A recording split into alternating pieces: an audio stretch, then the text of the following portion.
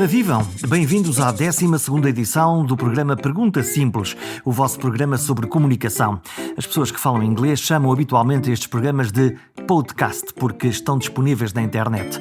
Por esta altura, espero que já tenham passado pelo site do perguntasimples.com e firmado o vosso nome na mais exclusiva lista de subscritores. Ora por e-mail, por Apple iTunes ou Google Podcast.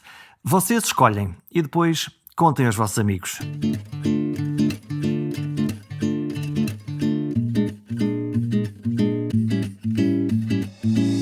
Se quisesse resumir esta edição nos 280 caracteres com que se escreve um tweet, poderia rezar assim: estamos todos a viver nas redes sociais, não a viver a vida e a escrever no Twitter, Facebook ou Instagram, mas não, estamos todos a viver, a sentir, falar, comunicar dentro das redes sociais. Às vezes falamos e ouvimos, outras vezes há uma gritaria anárquica insuportável, quase uma luta. Zuc! Enviar. Foram 240 letras e espaços. E agora espero que apareçam os que concordam, os que resmungam, os que discordam e até aqueles que aparecem apenas para insultar gratuitamente. Mas a convidada de hoje, Carmo Afonso, adora esta dialética e tem uma voz própria, no Twitter e fora dele. Fora das redes escreveu um argumento de um filme, um belíssimo filme português chamado Por Linhas Tortas. Se ainda não o viram, vão lá espreitar. Se a quiser provocar, posso dizer que, afinal, na vida real, ela vive entre leis e tribunais. E até concordamos em discordar que as sentenças têm mesmo de ser assim, longas e incompreensíveis para nós, os comuns mortais. Ou então, arrisco tudo e chamo-lhe influenciadora do Twitter. E funciona lindamente. Como só nos estão a ouvir, ninguém me viu revirar os olhos. Eu acho que esse conceito é uma coisa um bocadinho detestável. Por isso eu não vejo assim, felizmente. Agora, acho que há o que eu faço no Twitter e o que vejo muitas pessoas fazer no Twitter, eu acho que é quase um trabalho.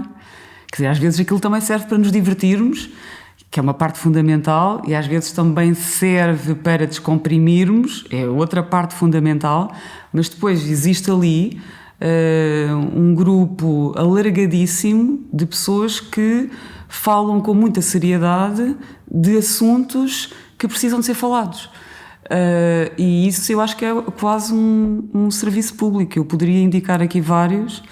Não vou fazê-lo porque são tantos, eu não quero cometer a injustiça de falhar algum, mas é muito importante o trabalho que ali é feito, é um trabalho mesmo de serviço social, que é apontar, apontar, eu não estou aqui a dizer apontar o dedo e acusar, mas é denunciar. Mas às vezes o tom é esse, que aparece nas redes. Porque no Twitter o discurso é de facto um bocadinho bélico. E há quem goste e há quem não goste. Eu, por exemplo, adoro. Eu gosto de discutir. Tu és uma guerreira. Eu gosto de discutir, gosto de lutas, não me incomoda sequer. Às vezes há ali um bocadinho de excesso de dureza. E nem essa me incomoda. É muito difícil, por exemplo, eu bloquear alguém. E eu tenho alguns trolls que são quase amigos já. Estão ali em baixo, está ali uma linha em que aparece... O que é um troll? Quem não está nestas redes sociais? Quem é? Alguém que nos aborrece? Alguém que... Não, há ali algumas contas que claramente são contas... Há uma pessoa ali por trás que tem umas 20 ou 30 e que faz um trabalho de crítica... Tudo o que tem, normalmente, não é por ser de esquerda, mas é verdade que isto está muito ligado às forças de direita, sobretudo ao que tem a ver com este crescimento da extrema-direita, e que vão ali e insultam de uma forma nem sequer muito articulada ou muito inteligente ou muito elaborada. É uma coisa básica de insulto e de agressividade e de qualificação, é tudo muito básico, mas eu até esses mantenho ali, ou seja, há ali uma linha, não sei como é que o Twitter organiza isto, que diz ver outras respostas, e então quem lhe apetece ser confrontado com a Casa dos Horrores abre, eu normalmente abro, e não bloqueio, é muito raro bloquear, mas admito, e é certo que quem chega ao Twitter pode achar aquilo uma experiência traumatizante e pode achar que aquilo deveria ser fechado. Como é que tu usas o Twitter? Eu uso, como estava a dizer de início, ou seja, uma mistura entre divertir-me, entre fazer uma coisa que gosto muito e que me descontrai, que é discutir, entre partilhar às vezes coisas até mais íntimas e mais pessoais. Portanto, o meu Twitter é muito verdadeiro nisso, é muito transparente, e depois muito para falar de coisas que me interessam, como seja política, como seja ambiente, como sejam quaisquer temas da atualidade. E isso talvez seja a parte mais importante. E tu misturas o que é provocação, o que é informação, o que são posições que tu tens sobre os temas, tu vais fazendo essa mistura. Eu posso pensar que o Twitter é para a elite intelectual bem pensante do século XXI, o Facebook para o povo e o Instagram para os belos? Não sei, eu acho que isso não será correto. Eu estou mais no Twitter, abandonei um bocadinho o Facebook, então lá estou, mas diria que o Facebook é um bocadinho dizer bem e elogiar, sei lá, uma coisa típica do Facebook é, por exemplo, aparece uma fotografia em que uma pessoa ficou claramente mal. E depois estás tão bem, estás incrível, amiga. E qualquer amiga devia mandar uma mensagem a dizer: tira isso, por favor. Isso é o cinismo das redes? Não é cinismo, é um bocadinho. É fofinho. O Facebook tem ali um lado fofinho. Estão lá os pais, estão lá os avós. Sim. Por exemplo, eu não gosto de discutir política no Facebook e quando vejo que isso se proporciona, eu não respondo muito, porque estão lá mesmo as minhas tias, estão lá mesmo as minhas primas, está lá mesmo a minha família e seria altamente desagradável que elas assistissem a coisas que me dizem no Twitter, por exemplo. Por isso eu resguardo-me muito. Achas que determinadas pessoas dos teus círculos não aguentariam a linguagem que se pratica no Twitter? Ou que se tu fizesses essa passagem de um lado para o outro ficaria tudo com os cabelos em pé? O Twitter é muito bélico, mas é um bélico, não é só intelectual, é um bélico também muito rude. Não é ali um jogo de intelectuais. Qual é o encanto disso? Do Twitter? Sim, da rudeza, dessa agressividade. Vamos lá ver, a rudeza pela rudeza não tem absolutamente interesse nenhum e desacompanhada da defesa de uma ideia, ainda menos. O que eu estou a dizer é, respondendo à tua pergunta, não podemos de todo resumir o Twitter como uma bolha de intelectuais que ali está. Também há.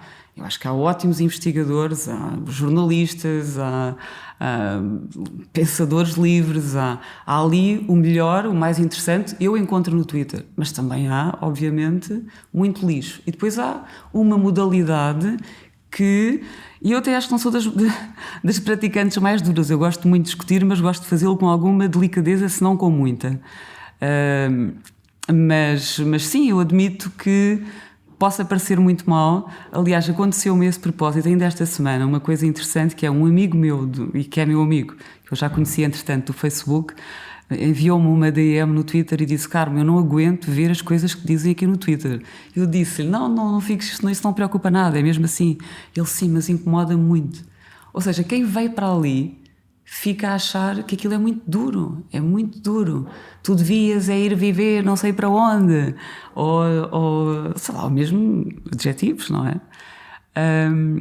Mas eu acho que, sendo certo que daquela dialética raramente resulta, ou seja, raramente eu convenço alguém, não começam a dizer sou comunista e depois no fim diz, tem toda a razão, de facto, eu agora... Aquilo fica num suspense. Não, aquilo acaba por...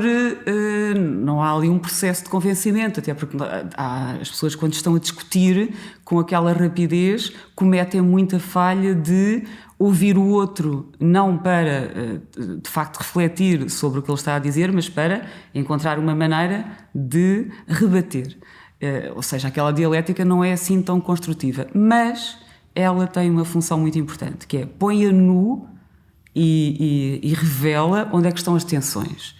E isso é muito importante. É um termómetro? É um termómetro, ótimo. Nós vamos ali e conseguimos ver quais são os temas do dia, quais são as posições e, por exemplo, às tantas acompanhamos contas que merecem a nossa confiança e eu vejo uma coisa que o diletante partilhou. E eu sei que ele partilha com uma boa intenção e é uma pessoa que, eu não a conhecendo, que merece a minha confiança de Twitter. E isso é uma fonte de informação. Há ali um jogo, há um equilíbrio, e se essas pessoas desaparecessem do Twitter, e são muitas, como disse, se elas desaparecessem, eu acho que a democracia perdia um bocadinho. O que está a acontecer neste momento, todos estamos a olhar para as nossas redes sociais, e uma coisa que nós víamos lá longe na América e que agora nos atinge em cheio é que nós começamos a ver movimentos, vou designá-los, não estão só aí, mas vou designá-los como movimentos pela verdade, quase pela verdade absoluta. Eu vou interromper a pergunta. Quando eu ouço pela verdade, ou quando eu ouço em nome de Deus, está tudo estragado. Já se sabe que a seguir vem a geneira. Faz lembrar aquela noite lá da Dilma em que eles diziam em nome de Deus, pela minha família, em nome da verdade, e a seguir vem sempre a geneira. Mas eles estão também a defender as suas posições? E invoca-se o que em princípio deveria ser mais sagrado, no caso de quem é crente, para fazer o pior possível. Esta matriz de comunicação que agora está a aparecer nos Twitters ou nos Facebooks, seja pela verdade, que no fundo recorre àquilo que é o insulto, àquilo que é a negação de uma verdade científica, este género de diálogo público é uma coisa que te preocupa? Quer dizer, vamos lá ver, as redes sociais são talvez a forma mais pura, com tudo o que isso tem de perigoso, de democracia. Ou seja, as pessoas estão ali e têm a liberdade de criar uma conta, depois ainda há quem faça batota e crie várias, mas bom, vamos por quem não faz batota. Então, têm a liberdade de criar uma conta, depois, com alguma habilidade e com alguma inteligência, conseguem criar ali uma importância qualquer, ter seguidores. Ter um público. Ter um público, que é uma coisa importante, e o que acontece é, nós abrimos uma plataforma, uma rede social, e nós estamos a ouvir as vozes, talvez até os pensamentos de demasiadas pessoas ao mesmo tempo. E toda a gente está ali num pé de igualdade, não há um crivo a dizer, atenção, o que esta pessoa vai dizer agora merece especial credibilidade. Não, aquilo é tudo ao molho e cada pessoa tem a liberdade ali de dizer o que quer e a menos que se passem algumas linhas vermelhíssimas do género, é muito difícil ter uma conta... Mas isso é ruído, não é comunicação? Se tiver não, é por isso que marulhar... Mas vamos lá ver, é que a democracia, neste estado assim, direto e puro, não foi boa. Por alguma razão nós temos uma organização num sistema que tem falhas, obviamente, mas foi o melhor que se conseguiu até agora, em que temos um legislador, ou seja, não são as pessoas que fazem leis. Tive uma ideia, eu acho que isto não é justo, vou fazer aqui uma lei. Não existe. Da mesma maneira que as pessoas não podem aplicar a lei e determinar penas ou fazer a justiça pelas suas mãos. Bem, este tipo roubou-me, eu vou ali e vou partir-lhe o carro. A democracia evoluiu para uma coisa que é, nós escolhemos quem nos vai representar politicamente e depois avaliamos dali a X tempo se fez o que o cidadão entendia correto ou não e depois volta a votar e entregou o poder judicial da justiça e entregou o legislativo. E isto não pode recuar. E as pessoas com esta coisa de terem voz, eu de repente acho que as pessoas recuaram imenso e que se criam movimentos e que se criam vozes e que se criam movimentações como se quisessem passar à frente do poder legislativo, do poder judicial. Se eu estivesse lá, então, eles não estão a fazer nada. Isso é ridículo, porque isso não é um avanço em relação ao sistema. Isto é um retrocesso gigante relativamente a um sistema que demorou muito tempo a chegar lá e às vezes escrevo e tenho ideias, são aquelas em que eu acredito que são vistas como sendo de uma esquerda muito à esquerda. Esse é o teu rótulo? E eu estou... Sim, tu aceitas esse rótulo? Aceito, até tenho bastante orgulho nele, mas é assim, vamos lá ver, eu não dou como exemplo do melhor que já se conseguiu, o que me estou sempre a dizer que é a Venezuela ou não sei o quê, quer dizer, vamos lá ver... A Venezuela, a Rússia, o que for. A China, não existiu até hoje um exemplo de um governo de esquerda muito à esquerda, de esquerda radical, que tenha corrido bem. Isto tem que ser dito. O melhor que se conseguiu é mesmo, ou foi mesmo, ou tem sido mesmo até agora, as democracias europeias. Não se conseguiu melhor. Que são liberais ou social-democratas, é um andam por aqui. bem-estar relativo. A social-democracia, indo de encontro ao que me parecia que ia dizer, a social-democracia, na sua base ideológica, na sua gênese, era uma esquerda não marxista. Olhamos para Olof Palme, por exemplo, Claro, nessa matriz. O próprio Sá Carneiro chegou a definir a sua ideologia como sendo de esquerda não marxista. E neste momento tudo caminhou muito para a direita, não é? Então caminhou tanto que eu pareço uma radical de esquerda. Mas vamos lá ver. Que seja dito que para mim o melhor... Por exemplo, o que conseguimos com Geringonça, eu nunca vi melhor. E agora temos uma geringonça de direita a caminho? Pois é, mas temos uma geringonça com um partido não democrático lá dentro, não é?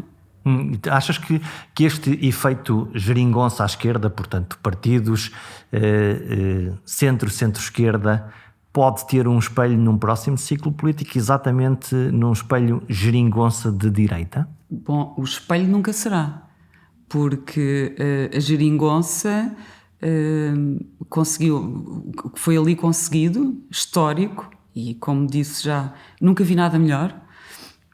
Nunca assisti, aliás, eu nessa altura estava muito próxima do LIVRE, e o LIVRE, o que defendia, a visão do LIVRE, que a meu ver injustamente, mas é a injustiça que temos que aceitar, que é a injustiça da democracia, e essa temos sempre que nos conformar com ela, não somos como o Trump, mas eu acho que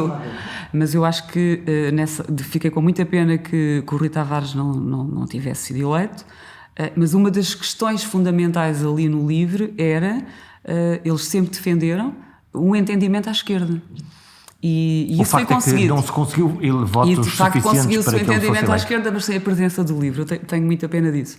Mas o entendimento à esquerda foi feito com partidos, o que agora, desses, os que são apontados como sendo os extremistas comparáveis ao Chega, quer dizer, lá vem a boca com sabão. Porque o PCP foi um partido que foi fundamental na construção da democracia. E, portanto, achas o que não é PCP comparável? esteve na Assembleia Constituinte. A UDP é uma das forças que deu origem ao Bloco de Esquerda, também lá esteve. E isto é muito importante. O PCP, ao longo da história da nossa democracia, às vezes até em entendimentos com a direita, permitiu a aprovação de leis fundamentais do nosso sistema. O Rui Rio teve um entendimento com o PCP no Porto. Isto é só vergonhoso. Agora, não me venham dizer... Aliás, isto é a coisa mais revoltante que neste momento eu consigo... que eu já assisti, que é este branqueamento de um partido que defende tudo aquilo que se tentou acautelar quando se fez uma coisa que foi a Constituição da República Portuguesa depois do 25 de Abril. Portanto, vem ele aqui e nós, isto é tão fora, é tão ao arrepio do que é aceitável que o sistema nem sabe bem o que há de fazer com isto. Que é, ele pode dizer tudo. Eles dizem, nós já sabemos que aquilo é fascismo, castração, as coisas mais inqualificáveis. E o sistema é tão educado, está tão impreparado para aquilo que era a coisa mais importante, porque se tivessem que resumir a Constituição naquela altura, era não passará. Não passará. E isso foi aquele artigo foi uma decisão unânime. E o não passará, quer dizer, não valia, parece que é uma norma programática do género, todos têm direito à habitação, mas temos sem-abrigo na rua. Não é. Não é. Nós esquecemos em parte que existe uma norma que foi feita exatamente para estes casos. É só uma norma, todo o nosso sistema, todo o nosso sistema está feito numa base, tudo aquilo que nós conhecemos, que não convive com isto. O problema é que nós há 3 anos atrás achávamos todos estão-me a incluir, que a extrema-direita cá, o que é aquilo? Vamos lá ver. Víamos na Alemanha fenómenos semelhantes, víamos mesmo na Alemanha Estados também Unidos. parecia improvável, porque na Alemanha também, quer dizer... Vimos a senhora Le Pen que é ocupada... Aí sim, por excelência. Ia concorrer a eleições, ia passar à segunda volta. Le Pen neste momento dia uma Le Pen pode ganhar as eleições presidenciais. É uma candidata fortíssima. A Alemanha não diria que fosse um exemplo tão bom, agora também já está a alinhar, porque a Alemanha tinha um trauma da Segunda Guerra e acho que um constrangimento público gigante de nós não podemos nunca mais ter extrema-direita. Nós temos de ter vergonha. E em Portugal era uma coisa sem expressão. E de repente, claro que tem expressão, vamos lá ver, temos que ser honestos. Mas na realidade este movimento, que agora tem uma expressão, se quisermos institucional ou política, nós ouvíamos estas vozes em múltiplos setores de pessoas que tinham estas posições e que as defendiam em várias conversas. Todos nós tínhamos pessoas conhecidas que defendiam princípios radicais à direita, também à esquerda, é verdade. Vamos lá ver. Eu acho que é diferente, acho, e temos mesmo que ter isso como pressuposto. Quer dizer, é muito diferente eu apanhar, eu encontrar alguém na rua e que é racista, e que eu percebo que é racista e que faz um comentário racista, ou eu estar a ouvir um deputado com assento na Assembleia da República, um partido com assento na Assembleia da República, um deputado com essa narrativa. E se não percebemos a diferença, então não percebemos nada. Porque eu posso ouvir na rua também um pai dizer: se violassem a minha filha, eu matava. E eu posso dizer: olha, veja, a justiça é que trata desse problema. Mas vamos lá ver. Conseguirias compreender essa declaração por mais radical que ela fosse? Não é compreender. Eu não tenho a mesma responsabilidade e não tem, não é só a responsabilidade, não tem, quem sente uma paixão, o marido atraiçoado, a mulher atraiçoada, a mãe que fizeram mal ao filho, tem uma paixão que o Estado não tem. O Estado o que tem são princípios, e lá está, que demoraram muito e que exigiram a luta de muitos para serem estabelecidos, e agora não pode ser o Estado a quebrá-los. Uma coisa são as pessoas que dizem que o Estado tem que combater o racismo.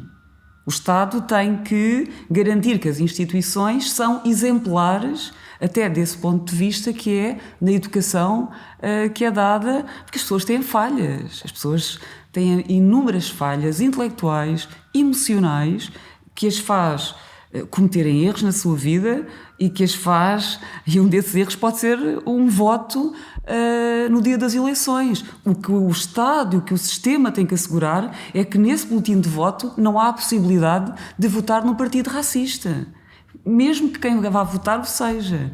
E isto são coisas que não podem ser confundidas. Olha, olhando para o outro lado do Atlântico, temos um homem que foi presidente durante 4 anos e que agora no Twitter anuncia olimpicamente que é não. Tão bem feita. Que é uma fraude. É tão bem feita.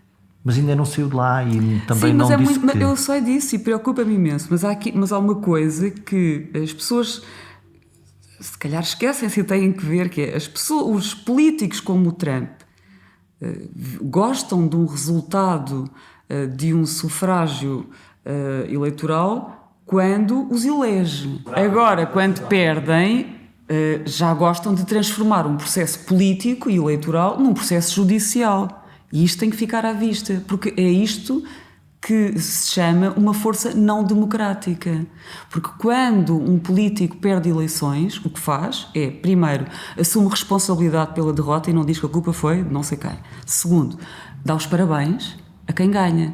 Isto é uma coisa que nós sempre vimos, agora não. Agora vemos o que acontece quando um destes tipos cai. Ainda bem, vejam bem, como diz o Zeca Afonso. Que este Trump, no fundo, tem agora uma narrativa, lá está, voltamos ao Twitter outra vez, tem uma narrativa direta para os cidadãos. Agora o Twitter já vai colocando lá uma etiqueta a dizer, se calhar isto não é verdade. O Twitter tem uma guerra com o Trump.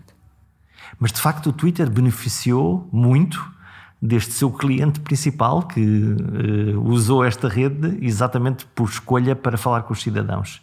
E agora tem Tu ficas confortável ou ficarias confortável que o Twitter começasse a marcar os teus tweets mais animados como se calhar a Carmen não está a dizer a verdade? É assim, vamos lá ver, eu não sou uma anarquista, apesar de eu ter tenho alguma simpatia pelas ideias, mas eu já aprendi há muito que tem que existir alguma organização.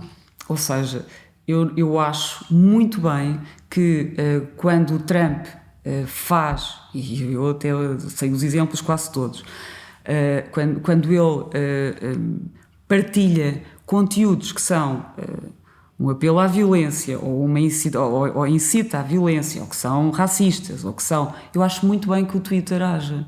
E isso é, para mim, um motivo de orgulho de estar naquela comunidade. Eu acho muito, muito bem. Embora a minha pergunta é se estarias confortável se algum dia... Ser sujeito ao mesmo escrutínio que todos, claro que sim. E de alguém que tu não sabes quem é, de facto, está a algures na rede... Mas isto é verdade. Nós estamos quase a ter ao enigma da vida e do mundo. Que é, quem é que controla quem? Então, mas e aqueles? Então, e agora aqueles? Quando o Trump foi eleito, eu lembro-me de pensar, e acho que não fui a única pessoa a pensar nisso, que, bom, temos este louco como presidente dos Estados Unidos, então eu espero que aqueles tipos que nós nos habituámos nos filmes e que sabemos que existem, que são aqueles tipos que não têm rosto e que, no fundo, têm o poder lá atrás... A administração. Mas não é bem a administração, são aqueles que não sabemos bem quem são, mas que tomam conta do sistema, mas que eram vistos sempre como inimigo, e o Obama até uma vez lhes deu um nome, agora não me recordo qual foi o nome que lhes deu, mas de repente mudou tudo e eu pensei, eu espero que eles existam mesmo. Uma espécie de pêndulo referencial. Não, eles eram uma quase espécie de força obscura. Sim, eram uma força obscura, não democrática ou não democrata, obviamente, e que de certa maneira até limitava o próprio presidente. E era uma coisa detestável. E de repente tu pensas, bem, eu espero que eles existam mesmo e que limitem este louco que diz que mete uma bomba não sei onde enquanto come uma sobremesa de chocolate, não é? Esperemos que sim, que eles existam. Portanto, é muito bonito não existir nada, a nossa liberdade total, mas depois ela dá numa grande asneira. Há o filme em que há um acidente de avião e fica um grupo de crianças sem um adulto, entregues a si mesmas e ainda sobrevivem durante algum tempo. E quando elas são encontradas, já tinham um tribunal, já havia pena de morte, já... Autorregularam-se. Claro, autorregularam-se. E a autorregulação, quer dizer, nós já fizemos isso. Não vamos voltar agora à fase inicial em que partimos do ponto zero. Não, há algumas coisas feitas que estão muito bem feitas. E, por exemplo, a nossa Constituição é, por excelência, o que nós temos de melhor. O que é que tem de especial a nossa Constituição? Ouço muitas vezes falar da questão da Constituição, é fácil perceber o que é que lá está, portanto é um documento que é facilmente interpretável. Deixa-me perguntar-te de outra maneira. Estamos a viver os tempos da Covid, uns tempos de pandemia. Como é que tu estás a viver estes tempos de pandemia e já agora... Como é que tu estás a ver os limites que a Constituição impõe para que liberdades individuais, como andar na rua, passar de concelho para concelho e outras, estejam a ser testadas entre a necessidade de conter uma pandemia, que todos sentimos, e também aquilo que é de mais sagrado que nós temos, que são os direitos, liberdades e garantias, é assim que são plasmadas? Então, eu aí tenho duas pessoas. Eu não gosto de ter que estar em casa às 11 da noite. Eu, por menos que isso, fugi de casa aos 16 anos.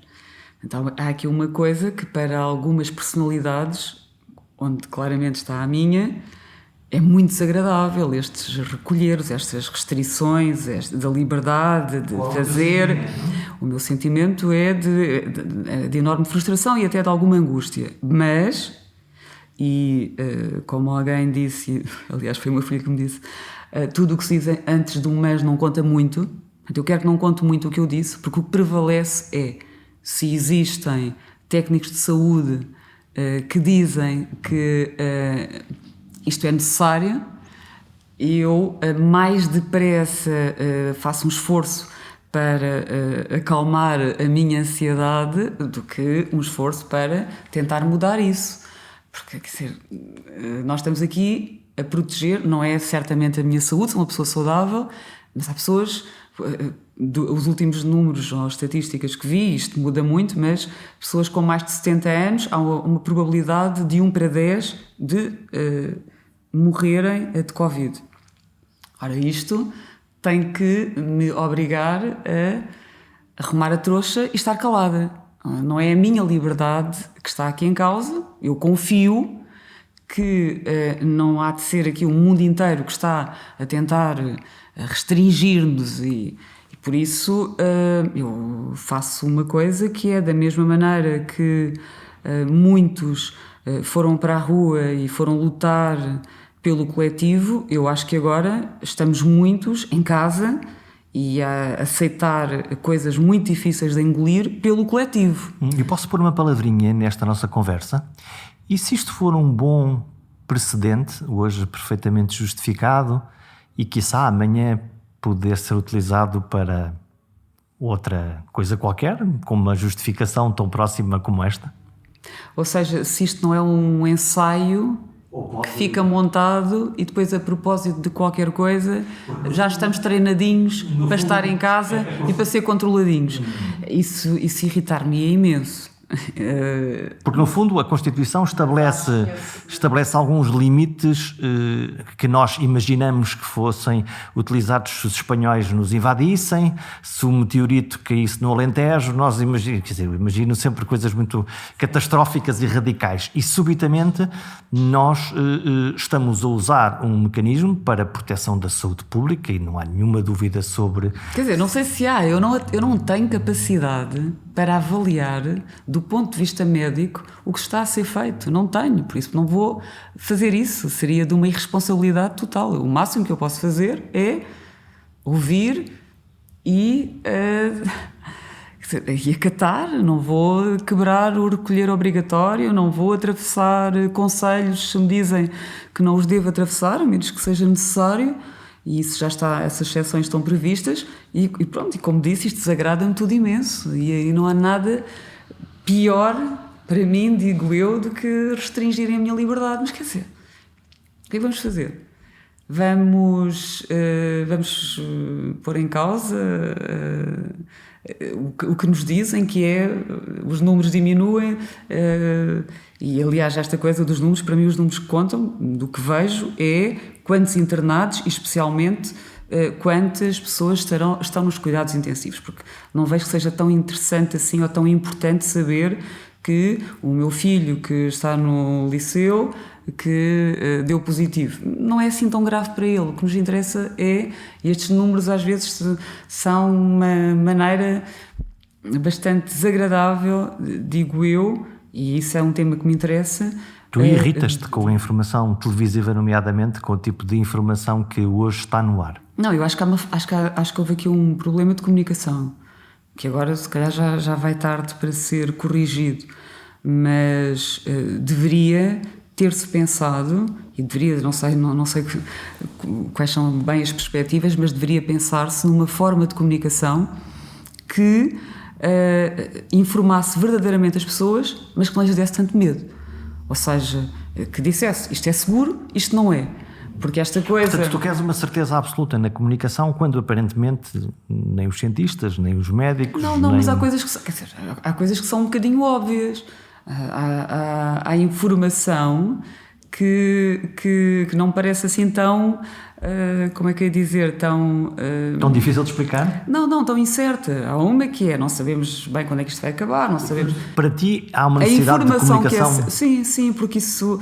As pessoas estarem agarradas aos telejornais, que têm como princípio é uma realidade de audiências, e as audiências conseguem-se com alarmes e com este clima e com estas notícias, e as pessoas estão ali um bocadinho desprotegidas a consumir aquilo e deveria, e depois também esta coisa de vai o Primeiro-Ministro falar, e atenção que eu acho que o Primeiro-Ministro já teve 2 intervenções muito boas. Uma brilhante, que foi do dia da noite, na quinta-feira de 12 de março, creio, que foi ótima, e que ele fez uma boa comunicação, verdadeira, sem esconder nada, mas calma, e eu acho que resultou. Mas, quer dizer, ele é um primeiro-ministro, ele não é um comunicador, e esta coisa de sistematicamente vai haver a comunicação do presidente, agora vai haver a comunicação do primeiro-ministro, agora vai haver... Há um momento de tensão, e depois as pessoas, enquanto estão a ouvir aquilo, eu dou o exemplo, sou advogada dos meus clientes, estão a ouvir e ao mesmo tempo eu estou a receber mensagens a dizer o que ele quis dizer foi que não sei quê, mas não percebi. Então, mas isto quer dizer que não sei quê. Porquê? Porque é muita tensão. Deveria existir uma campanha mais simples e com menos solenidade, como houve para a violência doméstica, como houve para a condução sob o efeito de álcool, em que há informação, explicam-se os perigos, explicam-se os procedimentos, explicam-se como é que as pessoas devem gerir a vida delas enquanto isto dura, porque essas palavras podem fazer a diferença na vida das pessoas e atenção, na economia e tudo mais, porque não há nada pior que o medo. O medo é mais perigoso que a pandemia. Olha, já que falamos do medo, eu não tenho muita experiência, ainda bem, de ir a tribunais, mas lembro-me um par de vezes de lá ter ido, uma em particular, em que a minha sensação foi exatamente essa. Eu senti medo daquilo, aquela alegoria assustou-me profundamente e eu não era o criminoso, eu era só uma pobre testemunha que lá fui dar o meu contributo. É verdade, mas quer dizer, eu acho que não sou assim a voz maioritária nisto, mas o que se passa nos tribunais... Tu és advogada, vais ao tribunal, vou ao tribunal, pessoas. Tenho uma toga, sento-me acima das testemunhas, sento-me abaixo do procurador do Ministério Público, que por sua vez se senta abaixo do juiz, ou seja, há ali uma hierarquia e uma solenidade e uma demonstração de autoridade tão grande, que ela é castradora daquilo que se pretende durante um julgamento, que é a descoberta da verdade. Que é que cada um que lá vai, em vez de sentir um constrangimento, e esse constrangimento é, para algumas pessoas, uma coisa angustiante. Ou seja, quem tem algum problema com falar em público ou com quem não está habituado, pode chegar lá e não conseguir dizer o que ia dizer e que era verdade. Tu tens experiência disso com pessoas? Inúmeras vezes. Eu já vi testemunhas que eram fundamentais começarem a falar e eu ver na voz delas que elas só querem sair dali, porque aquilo está a ser de um peso angustiante. E a primeira coisa que tinha que ser feita, isto é uma herança inacreditável, as roupas, aquela coisa toda, aquela forma não horizontal. A primeira coisa que tem de ser feita para se conseguir que uma pessoa dê o seu máximo contributo, e foi por isso que ela foi lá e não foi trabalhar e abdicou do seu dia e foi cumprir um dever cívico, a primeira coisa que lhe tem que ser dada é as condições para ela falar, e até para... Está nervosa, então vamos lá, espera um bocadinho, olha que isto aqui não... Estamos aqui para ouvi-la. Mas há um peso de autoridade, a comunicação implícita, até gestual, é essa. Sim, nós dirigimos uns aos outros de uma forma absolutamente... de um século qualquer passado e não tão bom, com a devida vénia e isso poderia, vamos lá ver, um bocadinho de solenidade às vezes é bom, e regras e procedimentos são boas, porque aquilo que está a passar-se ali é muito importante, é muito sério. Agora, quando essa solenidade e quando toda aquele teatro que existe ali não está a contribuir, pelo contrário, está a prejudicar o que é o principal objetivo, então deveria ser repensado. Porque as pessoas não deveriam ir para ali com medo e não deveriam ir para ali com o peso daquilo tudo, das roupas pretas, da posição, cada um mais alto, outro, um degrau mais alto, outro mais... E ninguém se deve sentir assim quando está a trabalhar. Nem mais abaixo, nem mais acima e, sobretudo, quando está a acontecer uma das coisas mais importantes. Isto é um dos 3 poderes. Temos o poder... temos um dos 3 poderes é precisamente este. O que se passa dentro de um tribunal é uma coisa de uma importância vital. E se não funciona bem, nada funciona bem. Quando estamos habituados a que quando se é dado conhecimento público de uma acusação, ela tem milhares de páginas.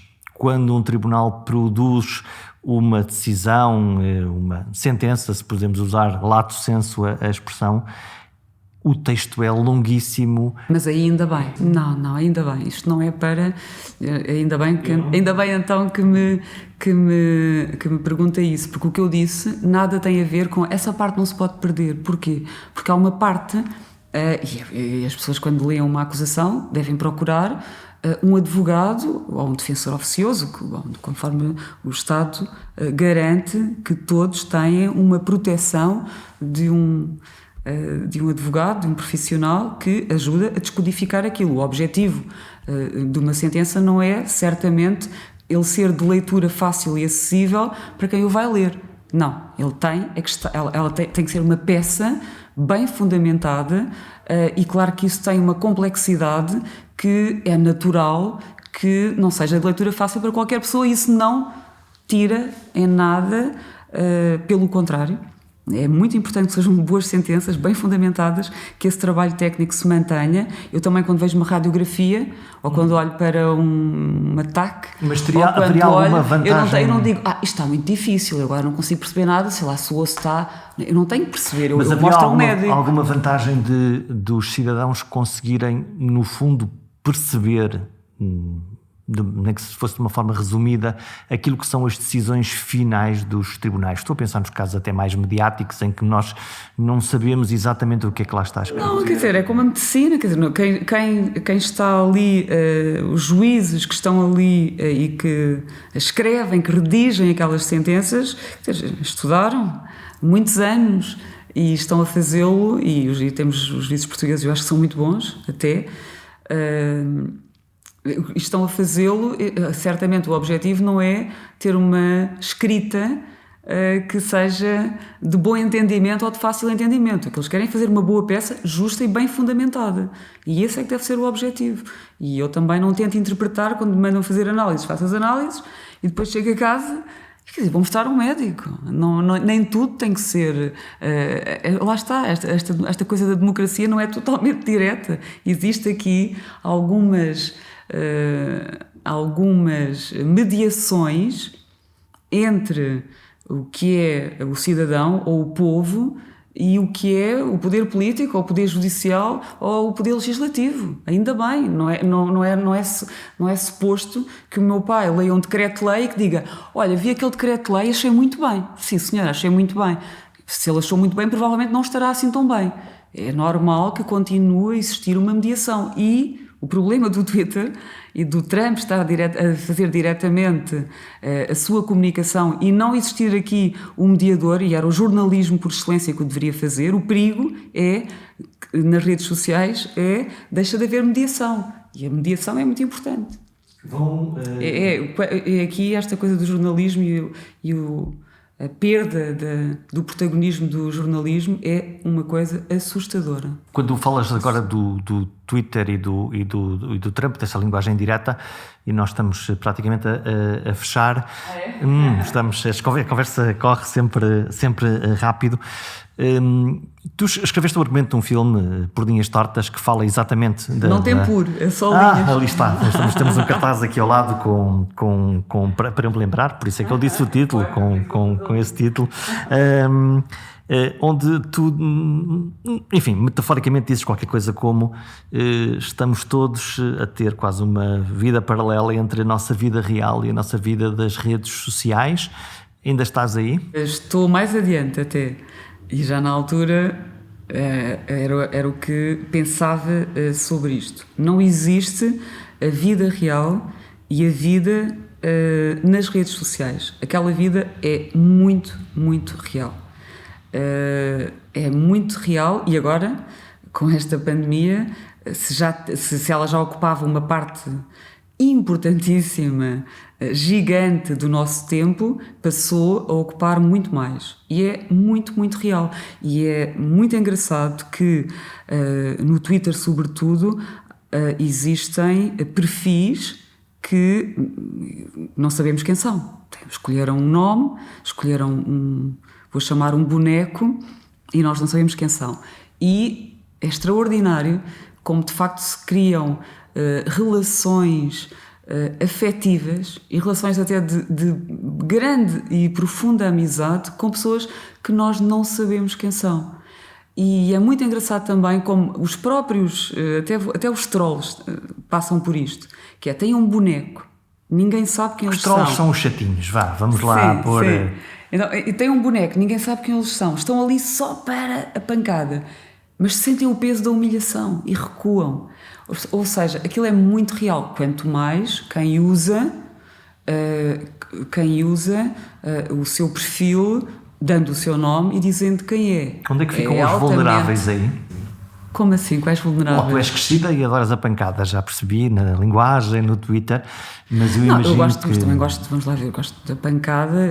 Que há pessoas mais vulneráveis que estão expostas a esse corrupio e que se calhar... Aquilo permite que cada um gira a sua participação e quem segue, há pessoas que têm a sua conta protegida e por isso não é possível ir lá interagir a esse perfil, a não ser que um pedido tenha merecido aceitação, um pedido para seguir. Então, as pessoas conseguem sempre proteger-se e fazer a coisa na medida daquilo que é a vontade que têm de participar participar nisso que eu disse que era uma luta. E há twitters paralelos, atenção, ali há muitos twitters ali, há uns que não são nada agressivos, que não são nada bélicos, não são nada políticos, há uns que até são muito carinhosos e há uns que até há um bocadinho de tudo, e há científicos, é por isso que eu digo, ali é o melhor sítio. Se queremos ter informação, se queremos ter investigação, se queremos saber, e aliás até jornalismo, porque qualquer jornal, qualquer publicação tem lá presença e não vejo uma melhor forma. E é uma pena estarmos a terminar a conversa porque queria dizer uma última coisa, não sei se ainda posso, que é o que não pode acontecer é quem está a canalizar ou a conseguir as receitas da publicidade são as plataformas. E as plataformas, como o Twitter, não produzem conteúdos. O que elas fazem é distribuem conteúdos. E não redistribuem os lucros. Claro que não.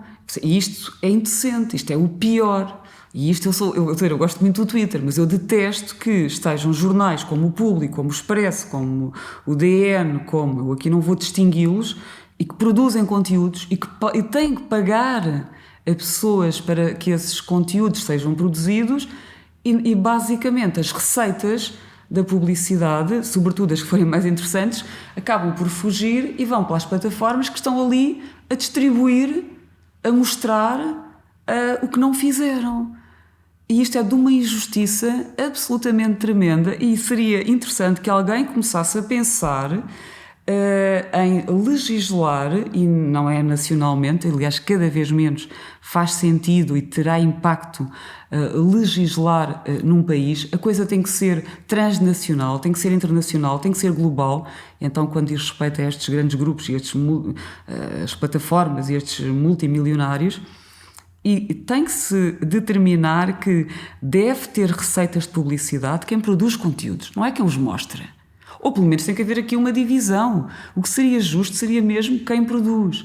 Porque isto é uma adulteração total. E quem é de direita, e sempre que eu digo que atenção às receitas da publicidade, atenção a estes grandes milionários, isto é uma coisa de direita, porque isto vai atingir, são os empresários sobretudo, os grupos médios, pequenos. Qualquer dia não existe, qualquer dia estamos todos a trabalhar e estamos todos sob o domínio de 50 multimilionários. que entraram no sítio certo do jogo e que fazem muito pouco para isso. Criaram o canal e aproveitam-no. Claro. E é muito injusto. E o dinheiro vai desaparecendo para eles, vai desaparecendo alegremente. Têm cá receitas, não pagam cá impostos. Quem produz cá conteúdos, onde é que nós vamos vê-los? Vamos ao Twitter ler o Jornal Público. Lamento, não é justo. Agora vou ficar a pensar nisso. Sabiam que as notícias não nascem da árvore do Google nem crescem na internet sem que haja uns jornalistas a escrevê-las? Pensem nisso e subscrevam o perguntasimples.com. Se forem mesmo muito generosas, e eu sei que sim, avisem os amigos e percorram a lista dos programas anteriores. Há lá coisas muito interessantes. Até para a semana.